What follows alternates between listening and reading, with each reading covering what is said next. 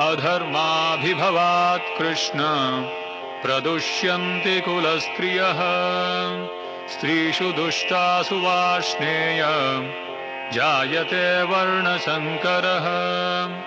हे कृष्ण, जब कुल में अधर्म प्रमुख हो जाता है तो कुल की स्त्रियां दूषित हो जाती हैं और स्त्रीत्व के पतन से हे वृष्णिवंशी अवांछित संतानें उत्पन्न होती हैं। इस श्लोक में अर्जुन युद्ध के परिणाम से परिवार में दो नुकसान बता रहा है। पहला नुकसान है अधर्म अभिभवात कृष्ण प्रदुष्यन्ति कुल स्त्रियः। कुल में अधर्म बढ़ जाने पर कुल की स्त्रियां भी दूषित हो जाती है। अधर्म सबसे पहले स्त्रियों के ऊपर आक्रमण करता है। इसलिए चाणक्य पंडित ने कहा है कि स्त्रियों का रक्षण करना चाहिए। क्यों रक्षण करना चाहिए स्त्रियों का? इसके बारे में श्रील प्रभुपाद तात्पर्य में स्त्रियों के रक्षण करने के 3 कारण बताते हैं कि स्त्रियों का रक्षण क्यों करना चाहिए। पहला, स्त्रियां बालिश बुद्धि की होती है, यानी उसके अंदर बच्चों के जैसी बुद्धि होती है। जैसे बच्चे अपने हित अहित का विचार नहीं करते हैं, उसी तरह स्त्रियां भी अपने हित अहित का विचार नहीं करती।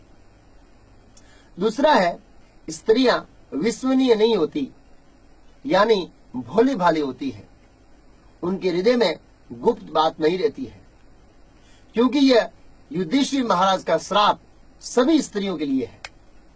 महाभारत में वर्णन है, जब युधिष्ठिर महाराज युद्ध में मरे हुए अपने सगे संबंधियों का पिंडदान, जलदान आदि की क्रियाएं कर रहे थे, तब माता कुंती ने कहा, युधिष्ठिर कर्ण के लिए भी जलदान करना, क्योंकि वो तुम्हारा बड़ा भाई था। मेरा महाराज पांडु से विवाह होने से पहले सूर्यदेव से उसका जन्म हुआ था। तब युधिष्ठिर महाराज ने कहा, माता आपने हमसे इतना बड़ा पाप करवा दिया, हमसे हमारे भाई की हत्या करवा दी। आपने इतनी महत्वपूर्ण बात गुप्त रखी थी, इसलिए मैं समस्त स्त्री जाति को श्राप देता हूं कि उनके मन में कोई भी बात गुप्त नहीं रहेगी। इस दृष्टि से स्त्रियां विश्वसनीय नहीं होती। तीसरा है, स्त्रियां पतनोमुखी होती है। स्त्रियों का पतन बहुत सरल साध्य होता है। आधुनिक युग में हम देखते हैं कि कोई भी स्त्रियों को भ्रमित करके भगा कर ले जाता है। इसलिए स्त्रियों का रक्षण करना चाहिए। प्रश्न होता है कि स्त्रियों को रक्षण कैसे किया जा सकता है? क्या कोई बॉडीगार्ड रखना है? नहीं, स्त्रियों को धार्मिक कार्यों में 3 प्रकार के लोगों के अधीन व्यस्त रखना है। वो 3 लोग कौन है? उसका वर्णन पद्म पुराण में है। पिता रक्षति कौमारे, पिता बचपन में रक्षा करता है। भर्ता रक्षति यौवने, भर्ता यानी पति, पति जुआनी में रक्षा करता है। पुत्रा स्थावीरे भावे, बुढ़ापे में पुत्र रक्षा करता है। नह स्त्री स्वतंत्र मारती, स्त्री को कभी भी स्वतंत्रता नहीं देनी चाहिए। ये पद्म पुराण का स्टेटमेंट है। अगर स्त्री का पति नहीं होता है तो क्या होता है, उसके बारे में महाभारत के आदि पर्व में एक कथा आती है। जब पांडव नागसागर से बचकर निकल गए, तब घूमते घूमते घूमते घूमते एक चक्री नगरी में ब्राह्मण के घर में ब्राह्मण के वेश में रहने लगे। एक दिन 4 भाई भिक्षा लेने के लिए गए थे और भीमसेन माता कुंती के साथ उस ब्राह्मण के घर पर थे। उसी दिन ब्राह्मण के घर में से जोर जोर से रोने की आवाज आई। उस आवाज को सुनकर कुंती महारानी उस ब्राह्मण के घर के अंदर जाकर सुनने लगी कि समस्या क्या है। तब ब्राह्मणी बोली कि यदि आप नहीं रहेंगे तो मेरी अवहेलना करके इन कन्याओं को अयोग्य पुरुष ग्रहण करना चाहेंगे। यदि मैं उन अयोग्य पुरुषों के हाथ में न देना चाहूंगी तो वे लोग इन बलपूर्ण कन्याओं का हरण करके ले जाएंगे। ये बच्चे अभी छोटे हैं, मैं अपने बच्चों का पालन पोषण कैसे कर पाऊंगी? जैसे पक्षी पृथ्वी पर डाले हुए मांस के टुकड़े के लिए लड़ते हैं, उसी प्रकार सब लोग विधवा स्त्रियों को वश करना चाहते हैं। दुराचारी मनुष्य जब बार बार मेरी याचना करेंगे तब मैं धर्म का पालन कैसे कर पाऊंगी। ऐसे बहुत सारे कमजोर पॉइंट्स पति का नहीं होने के कारण ब्राह्मणी ने अपने पति को कहा। इस तरह पति नहीं होने से पत्नी के लिए बहुत सारी समस्या होती है। जब पूरा परिवार इस तरह से रो रहा था तब कुंती महारानी ने ब्राह्मण के घर में प्रवेश किया और उसके दुख का कारण पूछा। तब ब्राह्मण ने कहा, इस नगर के पास जंगल में एक बहुत बड़ी गुफा है। उस गुफा में बकासुर नाम का राक्षस रहता है। वह राक्षस बहुत शक्तिशाली तथा मानव भक्षी है, यानी मनुष्य का मांस खाने का आदी है, और वो राक्षस इस नगर की रक्षा करता है। इसलिए नगर वालों ने उसके भोजन के लिए एक मनुष्य, 2 भैंस, 1 बोरी चावल, यह हर घर से बारी बांध दी है। हालांकि ये बारी बहुत वर्षों के बाद आती है, शायद जीवन में 1 बार आती है। अब ये बारी हमारी आई है। अगर ये भोजन लेकर समय पर नहीं गए तो वो दुष्ट राक्षस पूरे परिवार को मार देगा। इसलिए हम लोग आपस में चर्चा कर रहे थे कि हमारे में से राक्षस के पास कौन जाएगा। पत्नी बोलती है मैं जाऊंगी, मैं बोलता हूं मैं जाऊंगा, बच्चे बोलते हैं मैं जाऊंगा। तब कुंती महारानी ने कहा, इस बार आप में से कोई नहीं जाएंगे, मेरा बच्चा जाएगा। आप चिंता मत कीजिए, हम भी आपके परिवार के ही हैं। कुंती महारानी को भीम की शक्ति का पता था, इसलिए भीमसेन को तैयार किया। भीम ने मन में सोचा, इस राक्षस को मारने के लिए बहुत सारी शक्ति चाहिए। मैं अभी भिक्षा लाकर खाता हूं, उससे खाना कम मिलता है।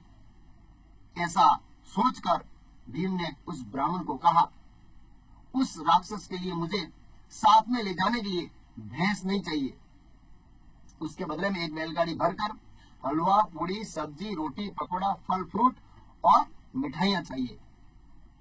तब उस ब्राह्मण ने किसी भी तरह भीम की मांग को पूरी की और एक बैलगाड़ी भरकर सब भोजन लेकर भीम उस गुफा की ओर गया। भीम तो बहुत खुश हो गया। भीम को तो मजा पड़ गई। बहुत दिन के बाद फिस्ट मिली है। रास्ते में जाते समय भीम ने आधा भोजन खा लिया और फिर गुफा के आगे बैलगाड़ी खड़ी करके भोजन खाते खाते उस राक्षस को आवाज लगाई। तब राक्षस बाहर आया। राक्षस ने आकर भीम को देखकर बहुत खुश हो गया कि आज तो मोटा मनुष्य खाने के लिए मिलेगा, इतना मोटा मनुष्य। लेकिन जब उसने ध्यान से देखा तब पता चला कि उसका सब भोजन भीम खा रहा है। राक्षस को बहुत क्रोध आया और राक्षस ने भीम पर आक्रमण किया। भीम ने कहा, देखो भाई, बहुत दिन के बाद मुझे फीस्ट खाने को मिली है, उसको खाने दे। ये खाना पूरा होने के बाद तू मुझे खा लेना। ये भोजन मुझे अपने प्राणों से भी प्रिय है।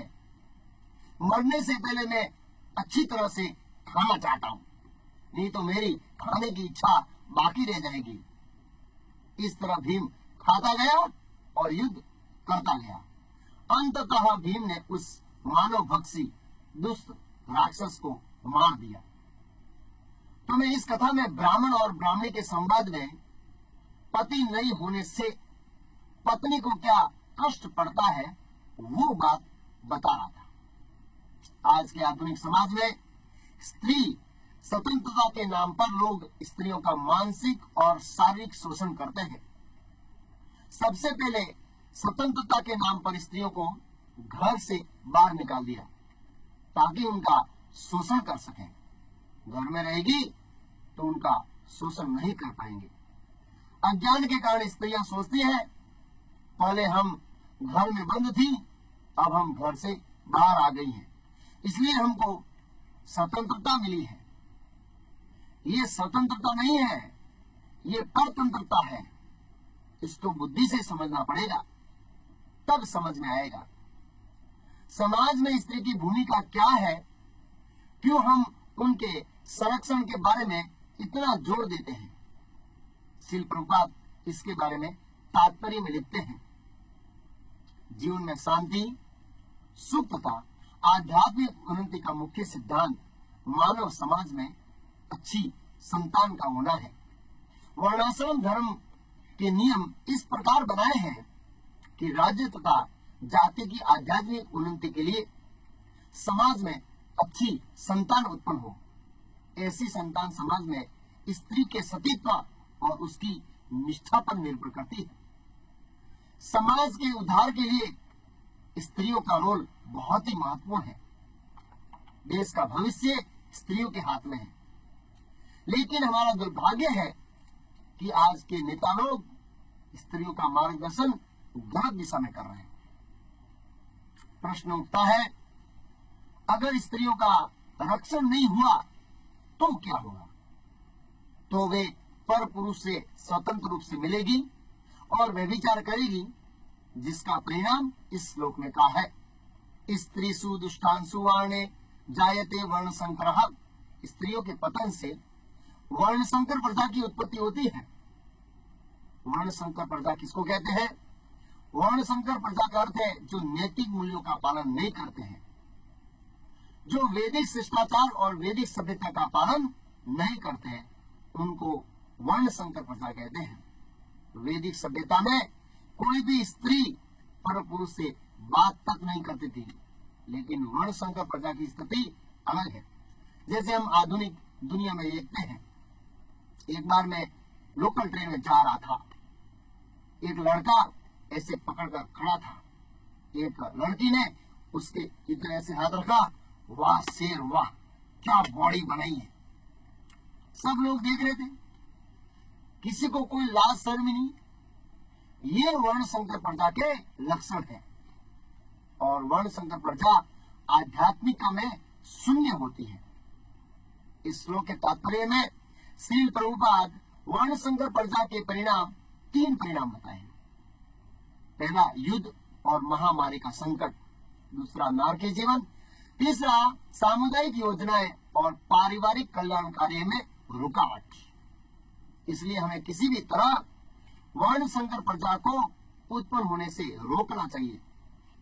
इसको रोकने के लिए क्या करना है?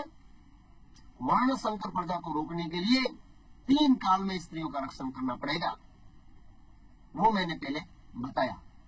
अगर स्त्रियों का योग्य रक्षण होता है, समाज को क्या फायदा होगा?